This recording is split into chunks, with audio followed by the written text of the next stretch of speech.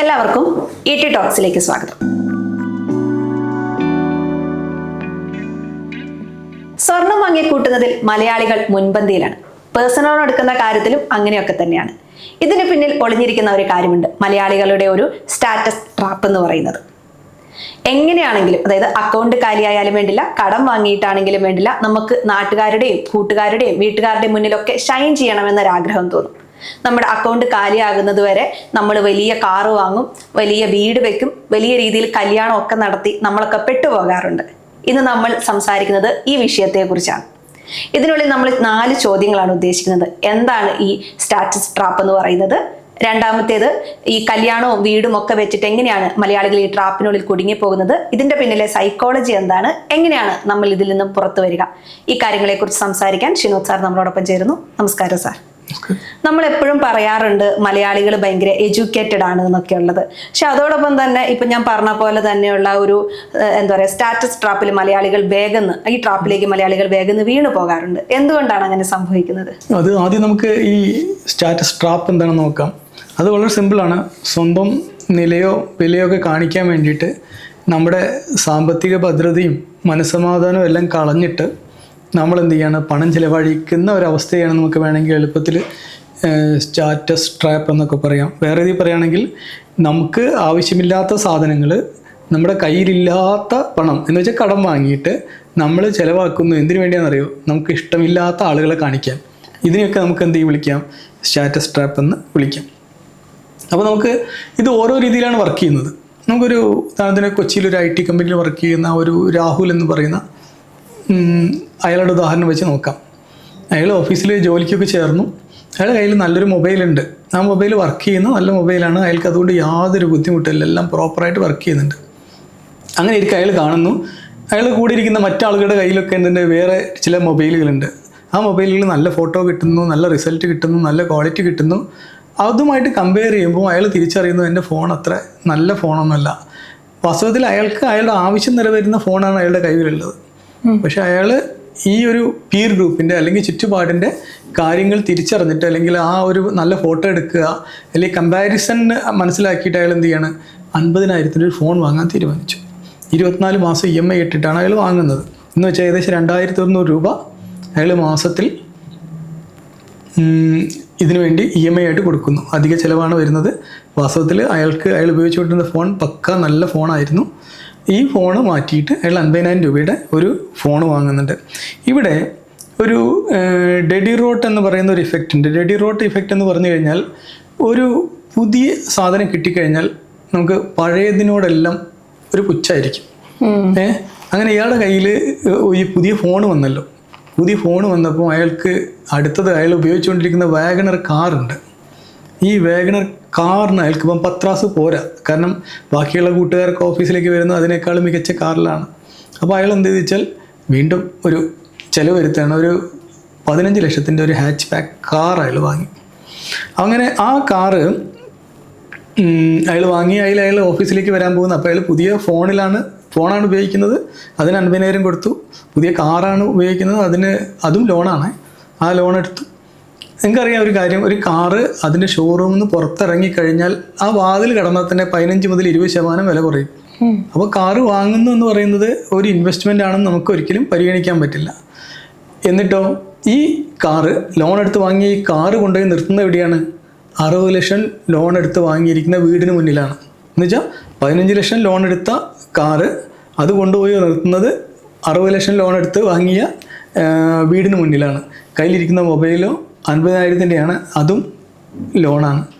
ഇതൊക്കെ ഇൻവെസ്റ്റ്മെൻ്റ് ആണെന്ന് ചിന്തിക്കുന്നതാണ് മലയാളിയുടെ ഏറ്റവും വലിയ പ്രശ്നം. ഇൻവെസ്റ്റ്മെൻ്റ് ആണ് എന്ന് പറയുന്നത് എപ്പോഴാച്ചാൽ, വീട് ഇൻവെസ്റ്റ്മെൻ്റ് അല്ലേ എന്നൊക്കെ ചോദിക്കും.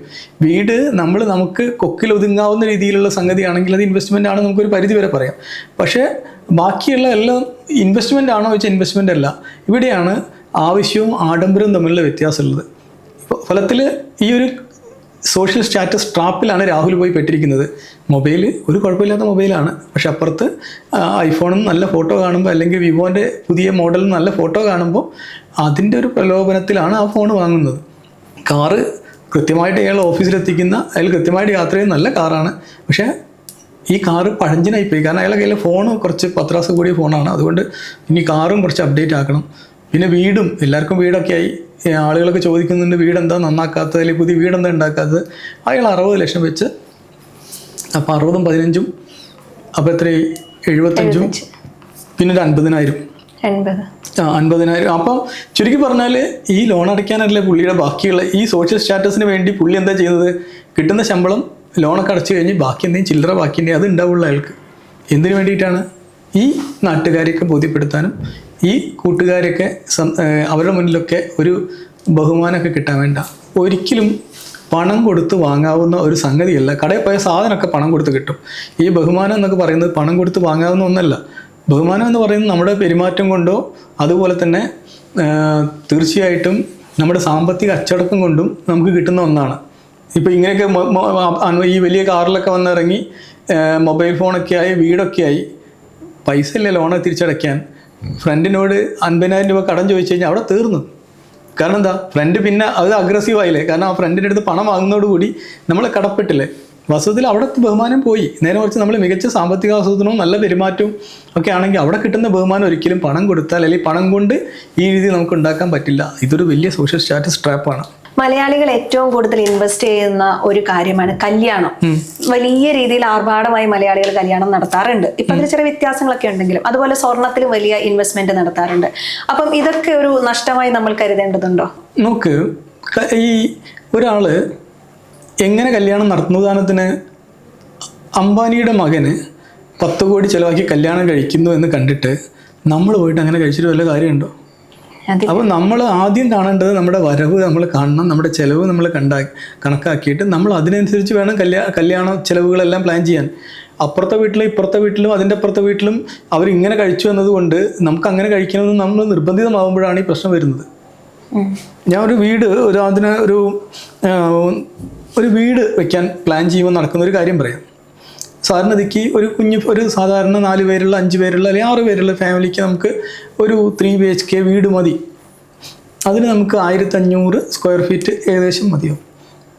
അപ്പോൾ 1500 സ്ക്വയർ ഫീറ്റ് വീട് പണിയാനാണ് ഞാൻ ആഗ്രഹിക്കുന്നതും അതിൻ്റെ ഡിസ്കഷനാണ് നടത്തുന്നത്. അപ്പോൾ എന്നോട് ഭാര്യ പറഞ്ഞ അടുത്ത വീട്ടിൽ എന്തുണ്ട്, ഗസ്റ്റ് വന്ന് താമസിക്കാൻ ഒരു മുറിയുണ്ട്. അപ്പോൾ നമ്മൾ അടുത്ത വീട്ടിലെ ആ ഗസ്റ്റ് വന്നാൽ താമസിക്കാനുള്ള മുറി നമ്മുടെ കൂടി ആവശ്യമായിട്ട് മാറുകയാണ്. അപ്പോൾ നമ്മൾ പ്ലാനിൽ കുറച്ച് കൂട്ടും. പിന്നെ അടുത്തത് എന്താണ്, സിറ്റ് ഔട്ട് ഉണ്ടെങ്കിൽ നല്ലതാണ്, മുകളിൽ സിറ്റ് ഔട്ട് ഉണ്ടെങ്കിൽ നല്ലതാണ്. അപ്പോൾ ലേഔട്ട് മൊത്തം മാറ്റിയിട്ട് സിറ്റ് ഔട്ട് ഉണ്ടാകുന്ന രീതിയിൽ ലേഔട്ട് മാറ്റിയപ്പോൾ സ്ക്വയർ ഫീറ്റ് വീണ്ടും കൂടി. പിന്നെ പറഞ്ഞ അപ്പുറത്തൊരു വീട്ടിൽ എന്തുണ്ട്, സിനിമ കാണാനൊക്കെ ഉള്ള ഒരു എക്സ്ക്ലൂസീവ് മുറിയുണ്ട്, നമുക്കതും കൂടി ചെയ്യാം. കാരണം അവരൊക്കെ വരുമ്പോൾ കണ്ടോട്ടെ. അങ്ങനെ അവസാനം 2800 സ്ക്വയർ ഫീറ്റായി വീട്. അതായത് 1500 സ്ക്വയർ ഫീറ്റ്. അപ്പുറത്തുള്ള ആൾ ഗൾഫിലോ മറ്റോ താമസിച്ച് അവിടുന്ന് ലക്ഷങ്ങളെ ശമ്പളം വാങ്ങുന്ന ഒരാൾ ഉണ്ടാക്കിയത് കണ്ടിട്ട് ഇവിടെ 50,000 60,000 ശമ്പളമുള്ള അല്ലെങ്കിൽ കഷ്ടി 40,000 ശമ്പളമുള്ള ഞാൻ പോയിട്ടാണ് 2800 സ്ക്വയർ ഫീറ്റ് വീടുണ്ടാക്കാൻ പോകുന്നത്. അപ്പോൾ എങ്ങനെ വീടിൻ്റെ കോസ്റ്റ് എത്രയെന്നറിയോ? 60 ലക്ഷമായി. 60 ലക്ഷമായി കഴിഞ്ഞപ്പം അപ്പോൾ നമ്മളൊരു 8.5% ഇൻട്രസ്റ്റിൽ 30 വർഷത്തേക്ക് ആ ലോൺ എടുക്കുകയാണെങ്കിൽ 1.65 കോടി രൂപയാണ് തിരിച്ചടയ്ക്കണം. 60 ലക്ഷം ലോൺ എടുത്ത് ഞാൻ തിരിച്ചടയ്ക്കുന്നത് 1.5 കോടി രൂപയാണ് ഞാൻ തിരിച്ചടയ്ക്കുന്നത്. ഈ പണം എവിടെ നിന്ന് അടയ്ക്കണം? ഈ ശമ്പളം എന്നൊക്കെ നമ്മൾ അടയ്ക്കണം. നമ്മൾ എന്തിനു വേണ്ടിയാണ്? ഈ പറഞ്ഞ സോഷ്യൽ സ്റ്റാറ്റസ് കീപ്പ് ചെയ്യാൻ വേണ്ടി നമ്മൾ നടത്തിയ ശ്രമത്തിൻ്റെ ഭാഗമാണ് ജീവിതകാലം മുഴുവൻ വീടിൻ്റെ ലോൺ എടുത്ത്. ഞാൻ ഈ പറയുന്നത് ലോൺ എടുത്ത് വീട് വെച്ചിരിക്കുന്ന പലർക്കും മനസ്സിലാവും. കാരണം എന്താ പറയുക, പലപ്പോഴും നമ്മുടെ ആവശ്യത്തിന് മുകളിലായിട്ട് ഉണ്ടാക്കുന്ന വീടുകളും നമ്മുടെ ആവശ്യത്തിന് മുകളിലായിട്ട് വാങ്ങുന്ന കാറുകളും നമ്മുടെ ആവശ്യത്തിന് മുകളിലായിട്ട് വരുന്ന ചിലവുകളും നമ്മളെ ജീവിതമാകെ ദുസ്സഹമാക്കും. നമ്മൾ EMI അടയ്ക്കും, നമ്മൾക്ക് ആകെ ഒരു മനസ്സമാധാനം ഉണ്ടാവില്ല. അപ്പോൾ ഇതൊക്കെ വരുന്നത് എന്തുകൊണ്ടാണ്? ഈ ഒരു സോഷ്യൽ സ്റ്റാറ്റസ് ട്രാപ്പിൽ പെട്ടതുകൊണ്ടാണ്. അപ്പോൾ ഈ സോഷ്യൽ സ്റ്റാറ്റസ് ട്രാപ്പ് ആണെന്ന് തിരിച്ചറിയണം, ആവശ്യം ഏതാണ് അനാവശ്യം ഏതാണെന്ന് തിരിച്ചറിയണം, ആഡംബരമാണോ എന്ന് തിരിച്ചറിയണം. ഇതെല്ലാം തിരിച്ചറിഞ്ഞാൽ മാത്രമേ നമുക്ക് നല്ലൊരു ജീവിതം, മനസ്സമാധാനമുള്ള ജീവിതം ഉണ്ടാവുള്ളൂ. നമ്മൾ എന്ത് ചെയ്യുമ്പോഴും വിചാരിക്കുന്നത് നാട്ടുകാരെന്ത് വിചാരിക്കും എന്നുള്ള കാര്യങ്ങളാണ്. ഇപ്പൊ ഈ വലിയ വീട് വെക്കുന്നതാണെങ്കിലും വലിയ കാറ് വാങ്ങുന്നതൊക്കെ നാട്ടുകാരെ കാണിക്കാൻ വേണ്ടിയിട്ടും കൂടിയാണ്. അങ്ങനെ അല്ലാത്തവരും ഉണ്ടാകാം. പക്ഷെ നമ്മളെപ്പോഴും മറ്റുള്ളവരെ നമ്മുടെ ഒരു ലൈഫ് സ്റ്റൈൽ അപ്ഡേറ്റ് ആയി എന്ന് കാണിക്കണം എന്നൊക്കെ വിചാരിക്കാറുണ്ടല്ലോ. ഇതിന് പിന്നിലൊരു സൈക്കോളജി എന്തെങ്കിലും ഒളിഞ്ഞിരിക്കുന്നുണ്ടോ? ഇതിൻ്റെ പിന്നിലൊരു സൈക്കോളജി എന്ന് പറയുന്നത്, സൈക്കോളജിയും ട്രാപ്പും പറയാം. ഒരു സൈക്കോളജി ആംഗിൾ എന്ന് പറഞ്ഞാൽ ഉദാഹരണത്തിന് ദുബായിൽ വർക്ക് ചെയ്യുന്ന ഒരു സുധീറിൻ്റെ കഥ പറയാം. ഈ സുധീറിന് പ്രൊമോഷൻ കിട്ടി. പ്രൊമോഷൻ നല്ല പ്രൊമോഷനാണ്, ശമ്പളം ഇരട്ടിയാണ്. അപ്പോൾ ഇരട്ടി ശമ്പളം കിട്ടിയ സുധീറിന് നല്ല സ്വപ്നങ്ങളും ഉണ്ടായിരുന്നു. സുധീർ എന്ത് ചെയ്തു വെച്ചാൽ ഇപ്പോൾ ആദ്യം തന്നെ ചെയ്ത് ഇപ്പോൾ താമസിക്കുന്ന ഫ്ലാറ്റ് മാറിയിട്ട് വലിയൊരു ഫ്ലാറ്റിലേക്ക് മാറി. അപ്പോൾ ദുബായിലെ റെൻറ്റ് വളരെ കൂടുതലാണ്. ആദ്യം താമസിച്ചിരുന്ന വീട്ടിൽ നിന്ന് വേറൊരു വീട്ടിലേക്ക് മാറി. പിന്നെ സുധീറിൻ്റെ ആ പ്രൊമോഷനൊക്കെ ഇപ്പം ലെവൽ പിടിക്കാൻ വേണ്ടിയിട്ട് ബ്രാൻഡഡ് സാധനം മാത്രമേ പിന്നെ ഉപയോഗിക്കുന്നുള്ളൂ. അങ്ങനെ സുധീർ ആ ചുറ്റുപാടുള്ള മറ്റുള്ളവരെ പോലെ ആവാൻ വേണ്ടിയിട്ട് ബ്രാൻഡഡ് സാധനങ്ങൾ മാത്രം ഉപയോഗിക്കാൻ തുടങ്ങി. ചുരുക്കി പറഞ്ഞാൽ സാലറി ഇരട്ടിയായി കഴിഞ്ഞാൽ സുധീറിൻ്റെ കയ്യിൽ 5 പൈസ ബാക്കി ഉണ്ടാവില്ല. ഇതിന് നമ്മൾ പറയുന്ന പേരുണ്ട് ഹെഡോണിക് ട്രെഡ്മിൽ എന്ന് പറയും. ഈ ഹെഡോണിക് ട്രെഡ്മിലിൻ്റെ പ്രത്യേകത എന്താ പറയുക, നമ്മളിവിടുന്ന് അവിടുന്ന് മരണചക്രം ഓടിക്കഴിഞ്ഞാലും എന്ത് ഓടിക്കഴിഞ്ഞാലും നമ്മൾ അവിടെ തന്നെ ഉണ്ടാവും. അതുപോലെ ശമ്പളം ഇരട്ടിയായിട്ടോ എന്ത് ചെയ്തിട്ടും കാര്യമില്ല. നമ്മുടെ life style inflation life style എന്ത് ചെയ്യാണ്, ലൈഫ് സ്റ്റൈലിൻ്റെ ആ ഒരു ചിലവ് ഇങ്ങനെ മാറി മാറി വരുമ്പോൾ സ്വാഭാവികമായിട്ട് നമ്മൾ അവിടെ തന്നെ ഉണ്ട്. നമുക്ക് യാതൊരു ഗ്രോത്തും ഉണ്ടാവില്ല. അപ്പോൾ ഗ്രോത്ത് കിട്ടാൻ വേണ്ടി നമ്മൾ പിന്നെ കടം വാങ്ങാനും പല പേഴ്സണൽ ലോണൊക്കെ എടുത്ത് നമ്മൾ വളരാൻ വേണ്ടി നോക്കും. വീണ്ടും അതും നമ്മൾ അവിടെ തന്നെ ഉണ്ടാവും. അപ്പോൾ നമുക്ക് നേരെ മറിച്ച് അയാൾ ആദ്യം കിട്ടിയ ആ പ്രൊമോഷനിൽ കിട്ടിയ അധിക പൈസ ഉണ്ടല്ലോ, അതിൽ കുറച്ചൊക്കെ അയാൾക്കൊരു ആഗ്രഹങ്ങളും സന്തോഷങ്ങളൊക്കെ തീർക്കാം. പക്ഷേ അയാൾ കുറച്ച് ഇൻവെസ്റ്റ് ചെയ്യാൻ തുടങ്ങിയിരുന്നെങ്കിലോ അയാൾക്കൊരു ഗ്രോത്ത് പതുക്കെ കിട്ടുമായിരുന്നു. മറ്റതങ്ങനെയല്ല, അയാൾ എല്ലാ ദിവസവും എല്ലാ കാലത്തും ഒരേ നിലവാരത്തിലേ ഉണ്ടാവുള്ളൂ. അപ്പോൾ നമ്മൾ തീർച്ചയായിട്ടും ഈ ഒരു കാര്യം മനസ്സിലാക്കണം. പിന്നെ മോർഗൻ ഹൗസൽ എന്ന് പറയുന്ന ഒരു ബുക്ക് എഴുതിയിട്ടുണ്ട്, സൈക്കോളജി ഓഫ് മണി എന്ന് പറയുന്ന ബുക്ക് എഴുതിയ ഒരാളുണ്ട്. അയാളുടെ ആ ബുക്കിൽ പറയുന്ന ഒരു പ്രധാനപ്പെട്ട ഒരു കാര്യമുണ്ട്. ശരിക്കും ഒരാളുടെ സമ്പത്ത് എന്ന് പറയുന്നത് നിങ്ങൾ കാണാത്തതാണ്. നിങ്ങൾ കാണാത്ത കാര്യങ്ങൾ എന്തൊക്കെയാണ്, അതാണ് അയാളുടെ സമ്പത്ത് എന്ന് പറയുന്നു. അപ്പം അങ്ങനെ പറയാൻ കാരണം എന്താ, ഒരാളുടെ കയ്യിൽ 1 കോടി രൂപയുടെ കാർ ഉണ്ട് എന്ന് പറഞ്ഞു കഴിഞ്ഞാൽ അയാളുടെ സമ്പത്തിൽ ആ 1 കോടി രൂപ കുറച്ചിട്ട് നിങ്ങൾ കണ്ടാൽ മതി. കാരണം അയാൾ ഓൾറെഡി ആ 1 കോടി രൂപ ചിലവാക്കിയല്ലോ. അപ്പോൾ ഈ രീതിയിലുള്ള ഒരു കാൽക്കുലേഷനും ഒരു ചിന്താഗതിയും അപ്പുറത്തുണ്ട്. വേറെ രീതിയിൽ പറയുകയാണെങ്കിൽ ഒരിക്കലും വണ്ടി, വീട്, ഫോണ് ഇതൊന്നും വെച്ചിട്ടല്ല നമ്മൾ നമ്മുടെ സോഷ്യൽ റെപ്യൂട്ടേഷൻ ബിൽഡ് ചെയ്യേണ്ടത്. നമ്മൾ ഒരു സാമ്പത്തിക അച്ചടക്കമുള്ളൊരു ജീവിതത്തിലൂടെ, നല്ല പെരുമാറ്റത്തിലൂടെ നമ്മുടെ റെപ്യൂട്ടേഷൻ നമ്മൾ ഉണ്ടാക്കണം. ഇങ്ങനെ റെപ്യൂട്ടേഷൻ ഇല്ലാതെ വന്നാലാണ്, അല്ലെങ്കിൽ ഇങ്ങനെ റെപ്യൂട്ടേഷൻ പണം കൊടുത്ത് വാങ്ങാൻ ശ്രമിക്കുമ്പോഴാണ് നമ്മൾ ഈ സോഷ്യൽ സ്റ്റാറ്റസ് ട്രാപ്പിലേക്ക് പെട്ടുപോകുന്നത്. അപ്പം ഷിനോദ് സാർ, ഒരു ചോദ്യം കൂടെ ഉണ്ട്. എങ്ങനെയാണ് ഇതിൽ നിന്ന് നമ്മൾ പുറത്ത് കിടക്കുക? ഇതിനുള്ളിൽ പ്രായോഗികമായി നമ്മൾ ചെയ്യേണ്ട കാര്യങ്ങൾ എന്തൊക്കെയാണ്? ഓക്കെ, പ്രായോഗികമായി ചെയ്യുന്ന കാര്യങ്ങൾ നമ്മൾ പ്രായോഗികമായിട്ടിരിക്കുക, പ്രാക്ടിക്കൽ സെൻസ് കൂട്ടുക എന്നുള്ളത് മാത്രമാണ്. ഞാൻ വേറൊരു ലക്ഷ്മി ടീച്ചറെ കഥ പറയാം. ലക്ഷ്മി ടീച്ചർ മോൻ +2 പഠിച്ചുകൊണ്ടിരിക്കുന്ന സമയത്ത് തന്നെ ടീച്ചർ തീരുമാനിക്കുകയാണ്, എൻ്റെ മകനെ ഞാൻ ഡോക്ടറാക്കും. കുട്ടി പറയുന്നുണ്ട്, എനിക്ക് ഡോക്ടർ ആവണ്ട, എനിക്ക് ഈ വരയ്ക്കാനാണ് ഇഷ്ടം, അപ്പം ഡിസൈനിങ് വരുന്ന ജോലിക്ക് എനിക്ക് പോയാൽ മതി എന്ന് ആര് പറഞ്ഞിരുന്നു? കുട്ടി പറഞ്ഞിരുന്നു. കുട്ടി അതിനു വേണ്ടിയാണ് കാര്യങ്ങളാണ് നോക്കുകയും ചെയ്തിരുന്നത്. പക്ഷെ അതിനകം ടീച്ചർ ചുറ്റുപാടൊക്കെ പറഞ്ഞു കഴിഞ്ഞു, എൻ്റെ മകൻ ഡോക്ടറാകാൻ പോവാന്ന്. എൻട്രൻസ് എഴുതി റാങ്ക് വളരെ കുറവായിരുന്നു. പക്ഷെ ടീച്ചർക്ക് വാക്ക് പാലിക്കണമല്ലോ, ചുറ്റുപാടിനോട് ചെയ്ത വാക്ക് പാലിക്കണമല്ലോ.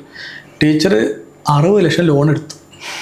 എന്നിട്ട് ക്യാപിറ്റേഷൻ ഫീ ഒക്കെ ആയിട്ട് ഒരു പ്രൈവറ്റ് മെഡിക്കൽ കോളേജ് കൊടുത്തു. എല്ലാം കൊടുത്തു. അവർ മകനെ ചേർത്തി കഴിഞ്ഞ് കുട്ടി പഠിക്കാൻ തുടങ്ങി. കുറച്ച് കഴിയുമ്പോൾ കുട്ടിക്ക് മനസ്സിലായത് കുട്ടിക്ക് പറ്റുന്ന പണിയല്ല, കുട്ടി കോഴ്സ് നിർത്തി പോകുന്നു. പക്ഷേ ലോൺ എടുത്ത ടീച്ചർ ലോൺ അടയ്ക്കുന്നുണ്ട്. കുട്ടിക്ക് വീണ്ടും പുതിയത് പഠിക്കാൻ വേണ്ടി പുതിയതിന് പൈസ വേറെ കൊടുക്കണം. കാരണം കുട്ടിയല്ലേ, നമ്മുടെ സ്വന്തം കുട്ടിയല്ലേ, നമുക്ക് പറ്റില്ല എന്ന് പറയാൻ പറ്റുമോ? അപ്പോൾ ചുരുക്കി പറഞ്ഞാൽ ആ ലോണും അടയ്ക്കണം, വേറെ വരുമാനമില്ല. ടീച്ചർക്ക് ആകെയുള്ള ശമ്പളമുള്ളത്. ആ ടീച്ചറുടെ ജീവിതം പിന്നെ എങ്ങനെയുള്ളതെന്ന് ആലോചിച്ച് നോക്ക്. കാരണം എല്ലാ മാസവും ലോൺ അടയ്ക്കണം, കുട്ടീനെ പുതിയ കോഴ്സ് പഠിപ്പിക്കണം, ആകെ ജീവിതം ദുസ്സഹമായി പോകും. അപ്പോൾ നമ്മുടെ കയ്യിൽ നേരത്തെ എന്തെങ്കിലും സംഭവം ഉണ്ടായിരുന്നെങ്കിൽ നമ്മൾ ആ ഒരു സമ്പാദ്യം കൂടി ഇവിടെ തീർന്നു പോകും. ശരിക്കും ഇതൊരു സോഷ്യൽ ടാക്സ് എന്ന് നമ്മൾ വിളിക്കാം. ഈ സോഷ്യൽ ടാക്സ് ഒന്ന് കാൽക്കുലേറ്റ് ചെയ്ത് നോക്ക്. നമ്മൾ ആദ്യം പറഞ്ഞ രാഹുലിന് ഈ ഒരു സോഷ്യൽ ടാക്സ് എന്ന് പറയുന്നത് നീ ആലോചിച്ച് നോക്ക്. 20,000 കയ്യിലൊരു ബേസിക് ഫോൺ ഉണ്ട്. സൊസൈറ്റിനെ ബോധിപ്പിക്കാൻ വേണ്ടിയിട്ടാണ് ബാക്കിയുള്ള 30,000 രൂപ കൂട്ടിയിട്ട് അയാൾ 50,000 ഫോൺ വാങ്ങുമ്പോൾ അയാൾക്ക് അത്രയും വരുന്ന സോഷ്യൽ ടാക്സ് ആണ് കൊടുക്കുന്നത്. പിന്നെയോ കാറ് വാങ്ങുമ്പോൾ അയാൾക്ക് ഈ 8 ലക്ഷത്തിൻ്റെ കാറിന് പകരം 15 ലക്ഷത്തിൻ്റെ കാറാവുമ്പോൾ അയാൾ അവിടെ 7 ലക്ഷം അധികം സോഷ്യൽ ടാക്സ് ആണ് അടയ്ക്കുന്നത്. പിന്നെയോ ഒരു 1500 സ്ക്വയർ ഫീറ്റിലെ കുഞ്ഞു വീടിന് പകരം അയാൾക്ക് ഒരു വലിയൊരു വീടുണ്ടാക്കുമ്പം ഒരു 30 ലക്ഷത്തിന് പകരം 60 ലക്ഷം രൂപ അയാൾ ചിലവാക്കുമ്പോൾ ആ 30 ലക്ഷം അയാളുടെ സോഷ്യൽ ടാക്സ് ആണ്. പകുതിക്ക് സോഷ്യൽ ടാക്സ് ആണ്. ഈ നമ്മുടെ സ്റ്റാറ്റസ് ട്രാപ്പിൽ വരുന്നതുകൊണ്ടുള്ള ടാക്സ് ആണ്. പിന്നെ ടീച്ചറുടെ കാര്യം എടുത്ത് നോക്കുകയാണെങ്കിൽ ടീച്ചർ ചുറ്റുപാട് തൻ്റെ മകനെ ഡോക്ടറാക്കണം എന്ന് മകൻ്റെ ആഗ്രഹമല്ല, ടീച്ചറുടെ ആഗ്രഹം അല്ല, മറ്റുള്ളവരുടെ ആഗ്രഹമാണ്. ടീച്ചർ വാസ്തവത്തിൽ ആരുടെ ആഗ്രഹം സാക്ഷാത്കരിക്കാൻ നടക്കുന്നത്? നാട്ടുകാരുടെ ആഗ്രഹം സാക്ഷാത്കരിക്കാൻ വേണ്ടി ടീച്ചർ നടക്കുന്നത്. അവിടെയും നമ്മൾ സോഷ്യൽ ടാക്സ് കൂട്ടുകയാണെങ്കിൽ അവിടെയും ഒരു 60 ലക്ഷം തന്നെ സോഷ്യൽ ടാക്സ് ആയിട്ട് മാറുകയാണ് ചെയ്യുന്നത്. അപ്പം നമ്മൾ തിരിച്ചറിയേണ്ടത് നമുക്ക് ഇത് പറ്റുമോ? അപ്പം നമുക്ക് നമ്മുടെ വരവും ചെലവും നമ്മളെപ്പോഴും കൂട്ടി നോക്കിയിട്ട് ഇത് നമ്മളെ കൊണ്ട് പറ്റുമോ, മറ്റുള്ളവർ എന്ത് വിചാരിക്കും, അല്ലെങ്കിൽ മറ്റുള്ളവർക്ക് വേണ്ടി നമ്മൾ ജീവിക്കാൻ നിൽക്കരുത്. നമുക്ക് വേണ്ടി ജീവിക്കുക, നമുക്ക് പറ്റുന്ന ചിലവുകളാണെങ്കിൽ നമ്മൾ ചെയ്യുക. ആളുകളെ ബോധിപ്പിക്കാൻ വേണ്ടി നമ്മളൊന്നും ചെയ്യാതിരിക്കുക എന്നുള്ള ഏറ്റവും നല്ല മാർഗം. നമ്മൾ എപ്പോഴും ഓർക്കേണ്ട ഒരു കാര്യമുണ്ട്, നമ്മൾ ജീവിക്കേണ്ടത് ഒരു സ്റ്റാറ്റസ് ട്രാപ്പിന് വേണ്ടിയിട്ടല്ല, മറ്റുള്ളവരെ ബോധിപ്പിച്ച് ജീവിക്കുകയല്ല. നമ്മുടെ സമ്പാദ്യം നമ്മൾ സുരക്ഷിതമായി തന്നെ സൂക്ഷിച്ചു വെക്കുകയാണ് വേണ്ടത്. മറ്റുള്ളവർ എന്ത് വിചാരിക്കുമെന്ന് വിചാരിച്ച് നമ്മൾ കാണിക്കുന്ന ആർഭാടങ്ങൾക്കൊന്നും അതൊരു നല്ല ഭാവി തരില്ല എന്ന് നമ്മൾ മനസ്സിലാക്കണം. പണം ഉണ്ടാക്കുന്നതിനേക്കാൾ ബുദ്ധിമുട്ടാണ് അത് സൂക്ഷിച്ചു വെക്കുക എന്നുള്ളത്. ഈ വീഡിയോ നിങ്ങൾക്ക് ഇഷ്ടപ്പെട്ടെങ്കിൽ ലൈക്ക് ചെയ്യാനും ഷെയർ ചെയ്യാനും മറക്കരുത്. മറ്റൊരു വീഡിയോയുമായി അടുത്ത എപ്പിസോഡിൽ കാണാം. നന്ദി.